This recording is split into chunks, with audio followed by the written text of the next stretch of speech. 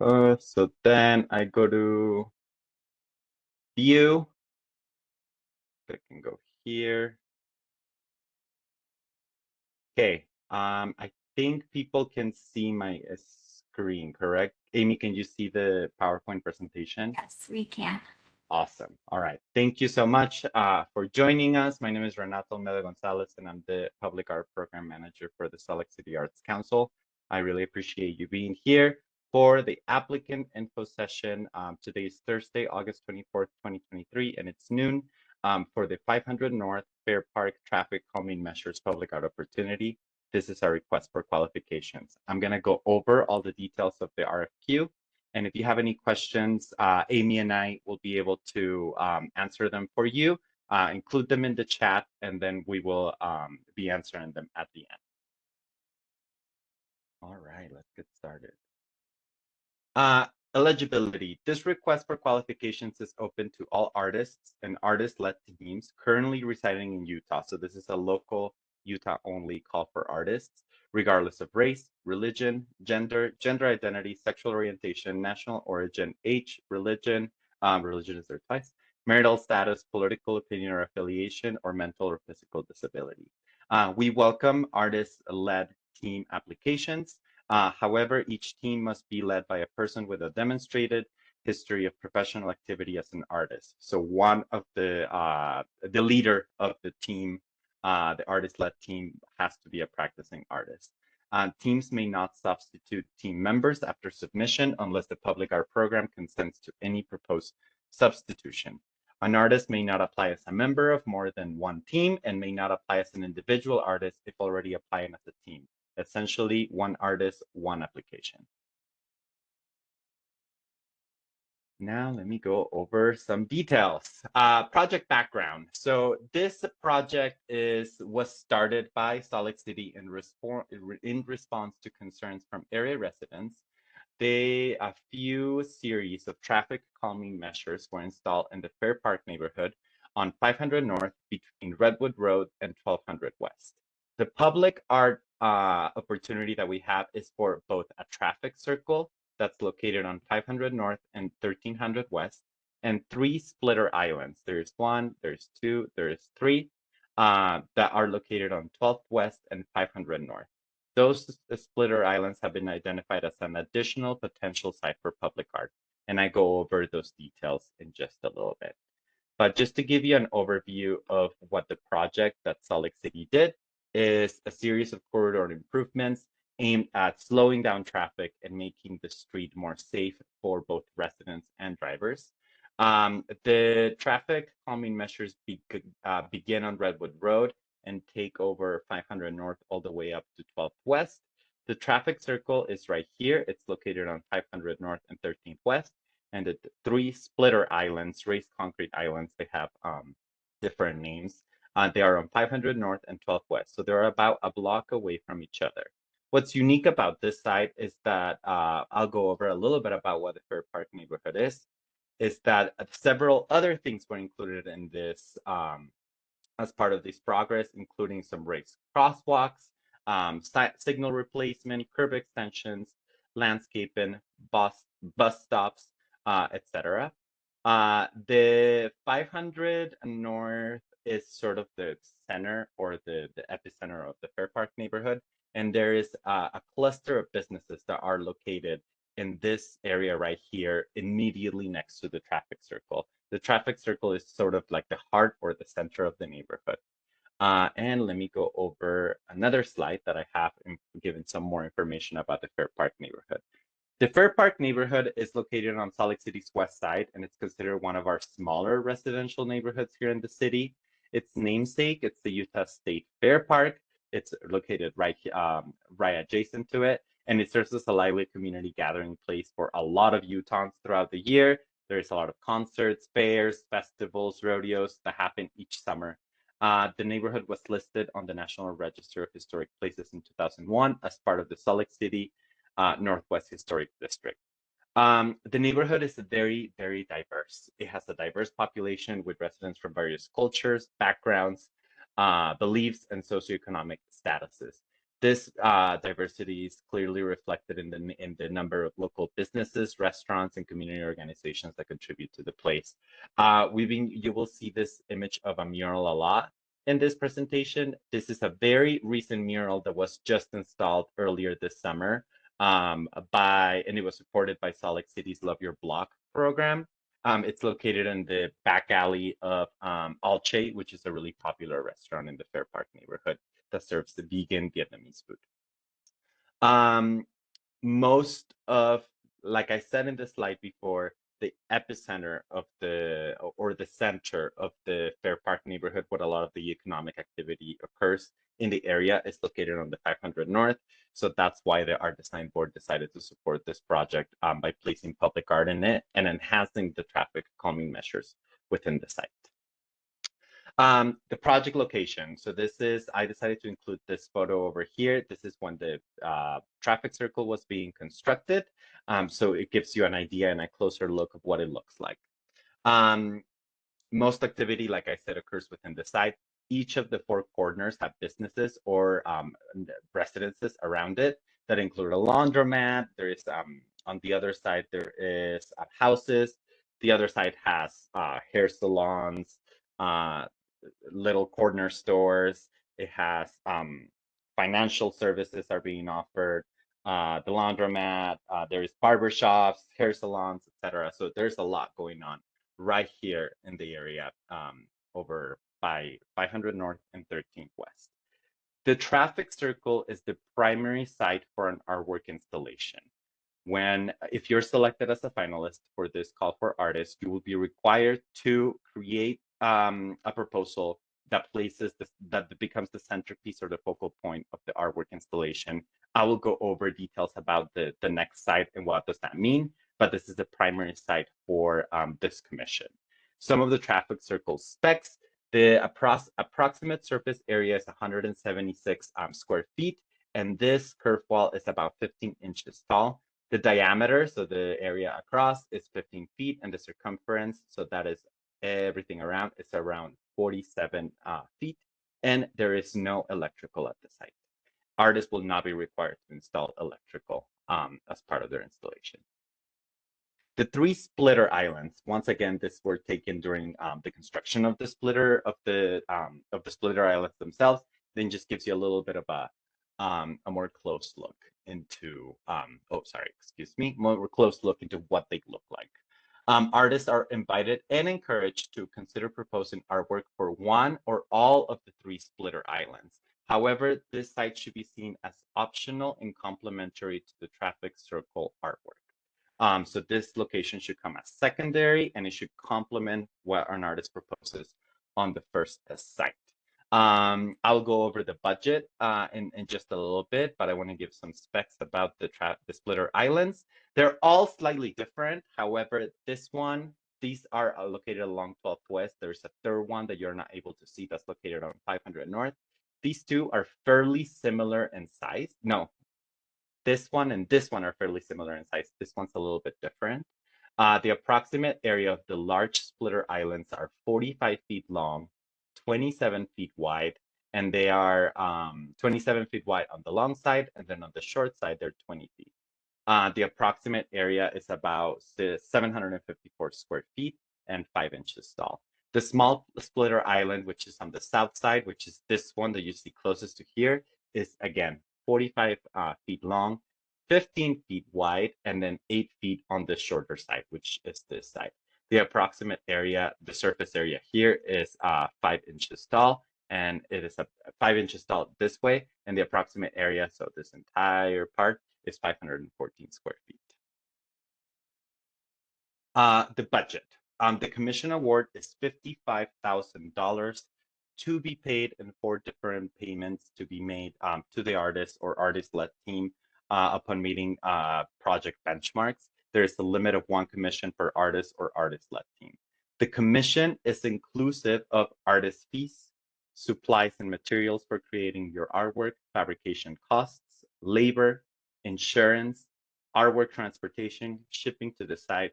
If you are an artist that does not live in Salt Lake City, but you're somewhere outside of the Salt Lake City metropolitan area and you need to come here All those travel expenses will also be part of your commission. So that's hotel, meals, etc. Permitting, there will be 2 permits necessary to build this artwork. There are going to be a right-of-way permit and a traffic right-of-way permit and a traffic permit. We will assist you in obtaining those permits and work really closely with you. I have yet to confirm whether the permitting can be waived, but that's something we can explore together. Artwork engineering will also, the artwork will need to be engineered and stamped by a professional engineer based in Utah. That will be an expense of the artist. Any infrastructure modifications to the site, if you need to change the site at all, that will be part of the commission is inclusive of that. And any subcontractors that you need to hire, cranes, concrete, etc., that will be part of your commission. Additional considerations that should be taken when determining in a budget, and artists do not need to do that at this stage. They will have to do it once they become a finalist, is include a contingency of at least 10% of the project commission. Artists should carefully assess the feasibility and budgetary implications of incorporating artwork at both sites. You're encouraged and welcome to include artwork at both sites. However, it is important to note that the project budget remains fixed, regardless of whether the artist ultimately chooses to address both or one of the locations. These are the artwork goals. I will go over a few of the important ones. However, all of the information regarding the artwork goals is included in the request for qualifications that's on our website. One of the main things that we need this artwork to accomplish is to reflect the history, identity, diversity, and spirit of the Fairpark neighborhood by resonating with the local community and fostering a sense of inclusion and belonging. This artwork is going to enhance the traffic calming measures that have been built by Salt City, and we want to transform them into a focal point, attracting attention and creating an inviting atmosphere for residents and visitors. The artwork should also promote a sense of place by responding to the physical and historical context of the Fairpark neighborhood. We also want an artwork that is engaging from all angles, as the traffic circle and splitter islands provide an opportunity for viewers to engage with the artwork from 360 degrees. We also would love to commission an artwork that is of the highest quality, creatively and technically, and exemplify a strong imaginative design and storytelling that contributes to community and connection. We encourage and we would love to see the considerations and incorporation of sustainable concepts and materials. Artwork should resist general wear and tear, vandalism, theft, and offer easy, minimal, low-cost maintenance. Finalist process and presentation. Once you submit your qualifications to the public art program for consideration into this project, I'm going to go over the timeline, and I'm also going to go over sort of next steps, but I want to illustrate what the process of being a finalist will be like. We're going to choose 3 artists. Those 3 finalists are going to be given a $1,000 stipend to create an artwork, design development, conduct research if needed, attend meetings, presentations, and related community engagement. We did a very successful community engagement effort that was just concluded recently, in which we collected feedback from the Fairpark community. You will be able to see it in this online survey right here. And let me show you. Amy, can you confirm if you can see my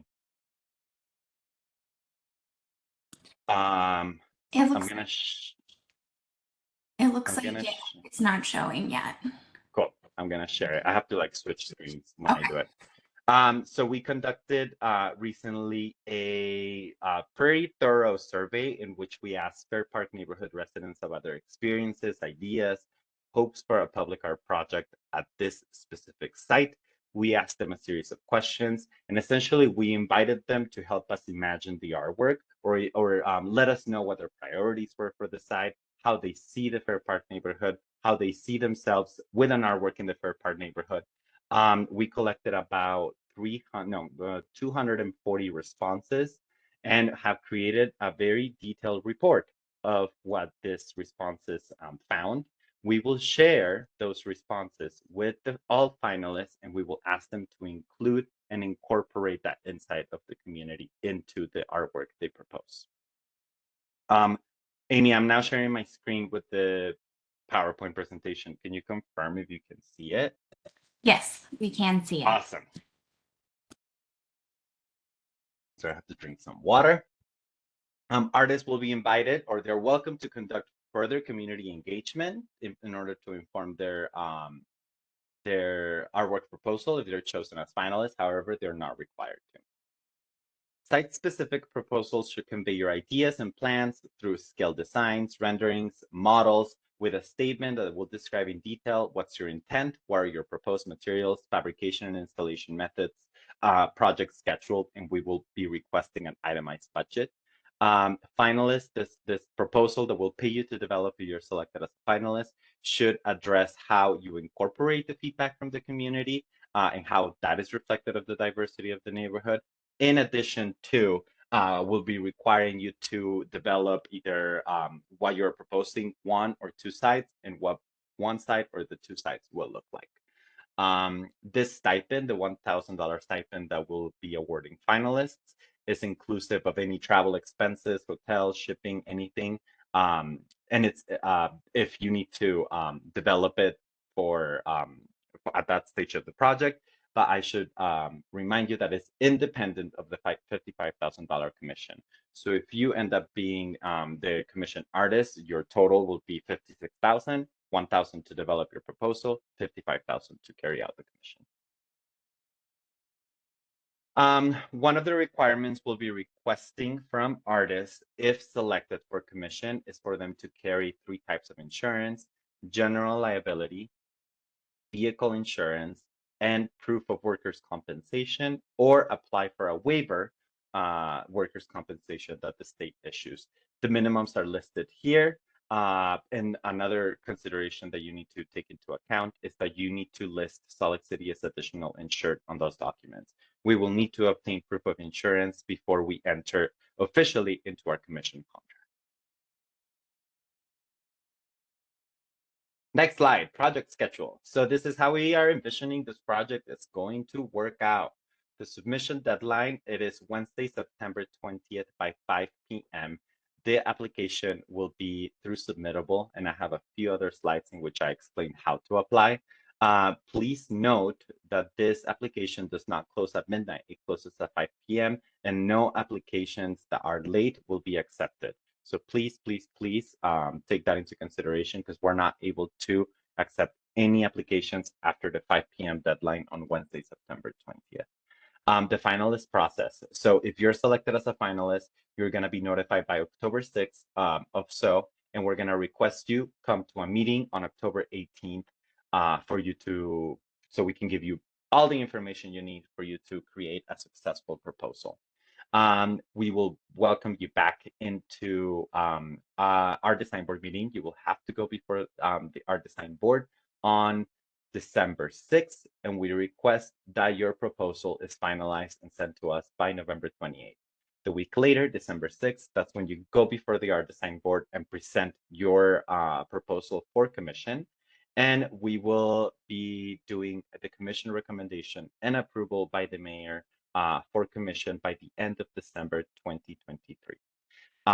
Once you have the commission and it's been signed and approved by the mayor and recommended by the art design board, we'll move into contracting. We give ourselves 2 months to work out any contracting issues with the artist, with the selected artist. Engineering and fabrication are expected to take place in the spring of 2024, and your artwork should be installed by late spring, summer of 2024. So in a year from now, we're going to have an artwork at the site. Here's how to apply. Here's the photo of that mural, which is really, really fun. And here you can see a lot more of the businesses that are in the area. The application is through Submittable, and there is no application fee.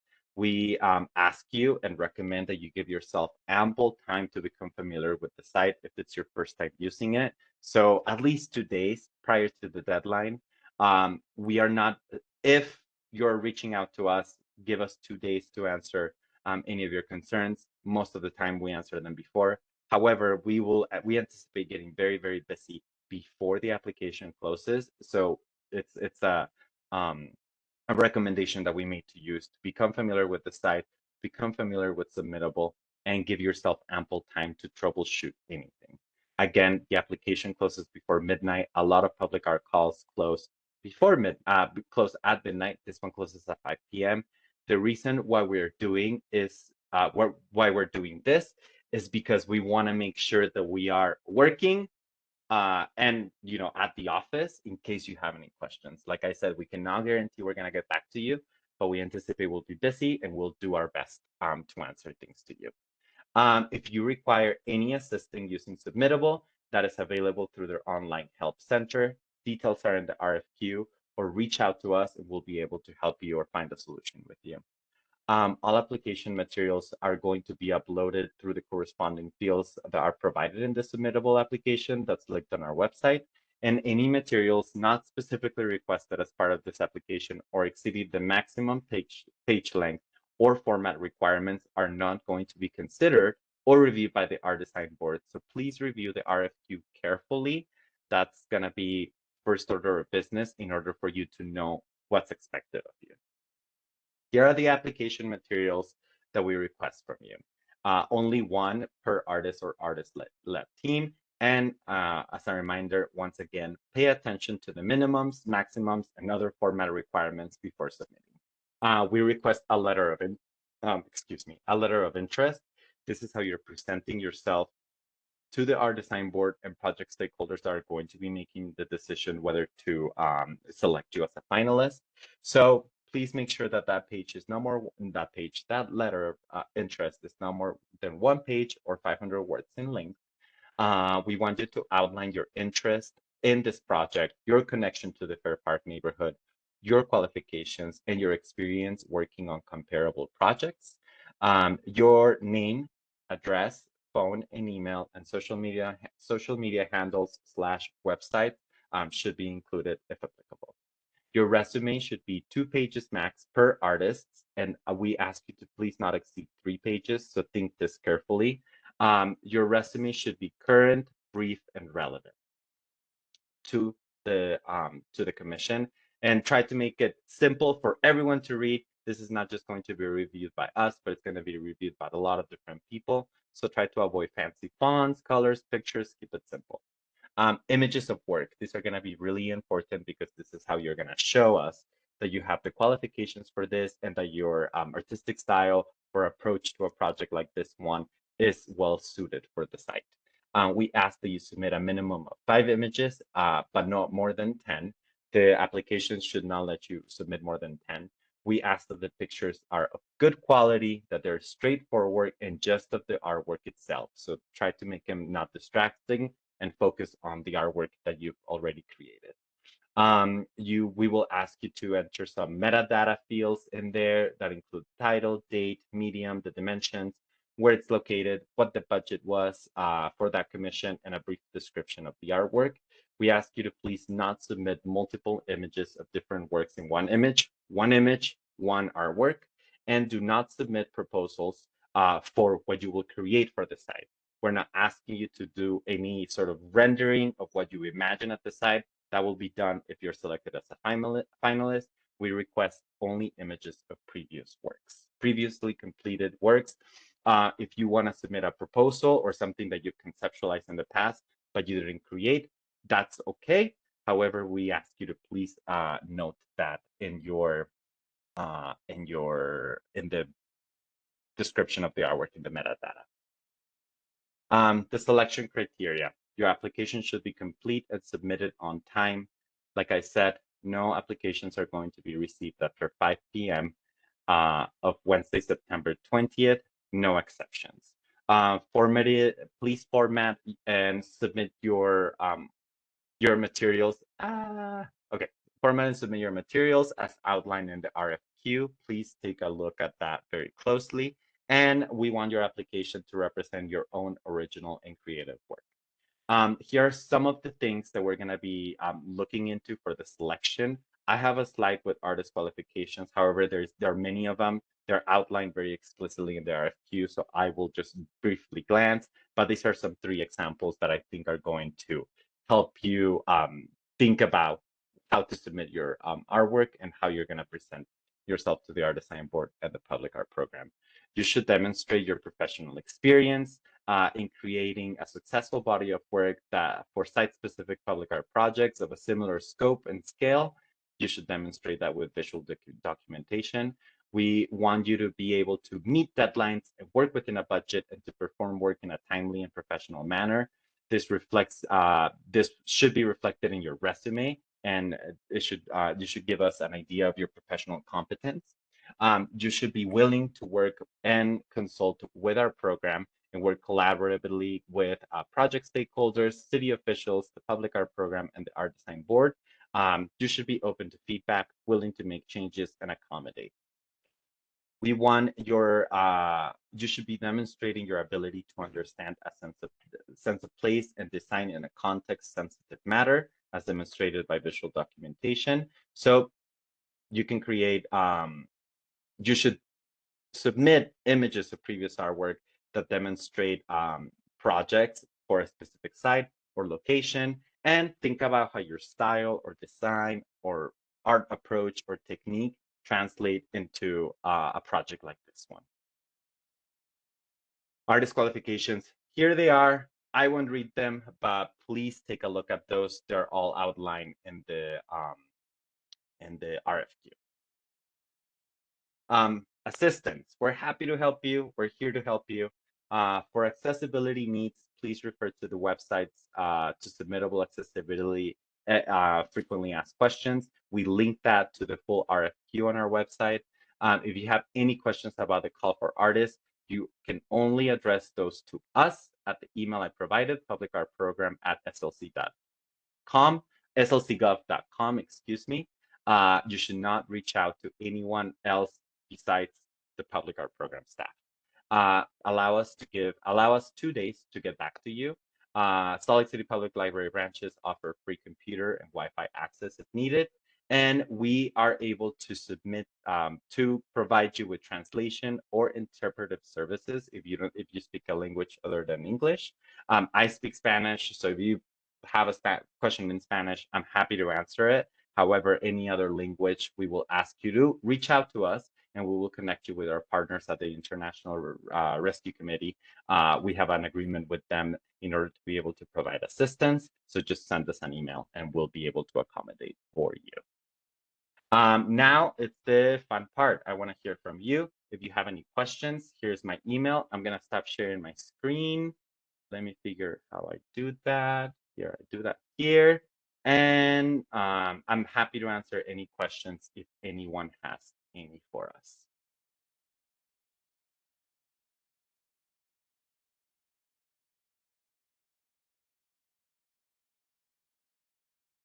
So you can enter them on the chat.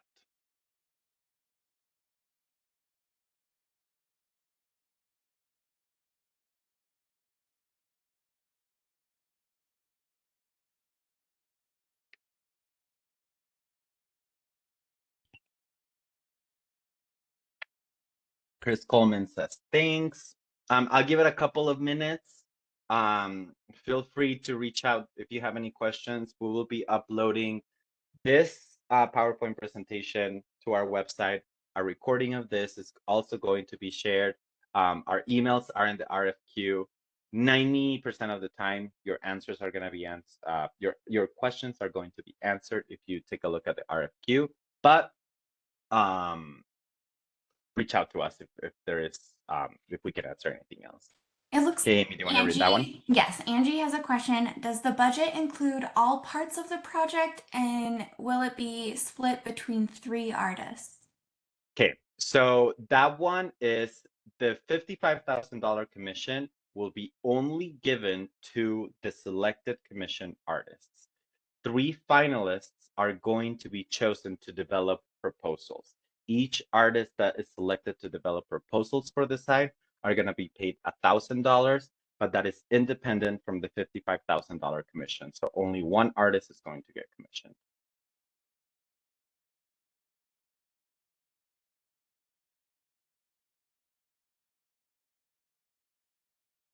And if that didn't answer your question, I'm happy to. Okay, cool. Thank you for explaining. I'm happy to keep explaining.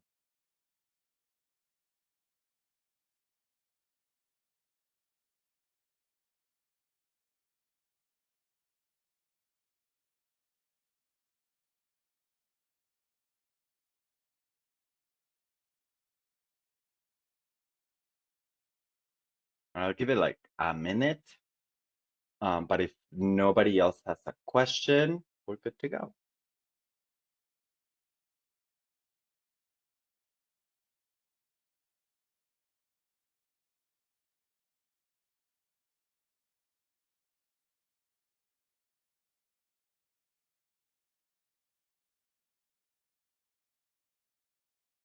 I did wonder, maybe if you want to ask me, Amy, so we can. Sure. Andrew's wondering if it includes all parts of the project, including the traffic splitters. I think I understood your question correctly, and yes. So the $55,000 commission includes both sites, splitter islands, and the traffic circle. However, an artist is only required to submit a proposal for the traffic circle, but they are welcome and encouraged to also consider the splitter islands as an additional site. However, the budget remains fixed, whether you address one or both sites.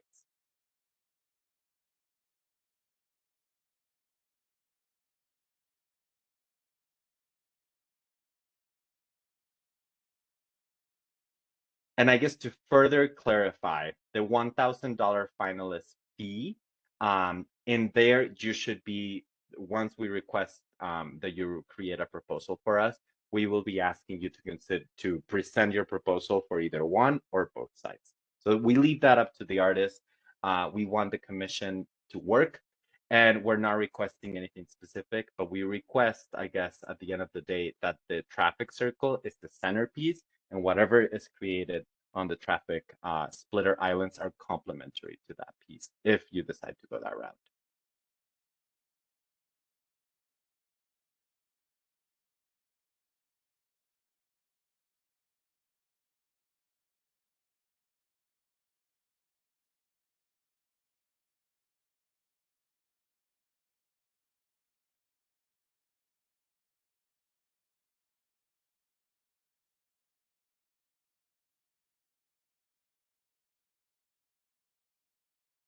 Okay, I'll give it one more minute and then we'll stop it. And I really appreciate you taking the time to join us today. It's wonderful to see you.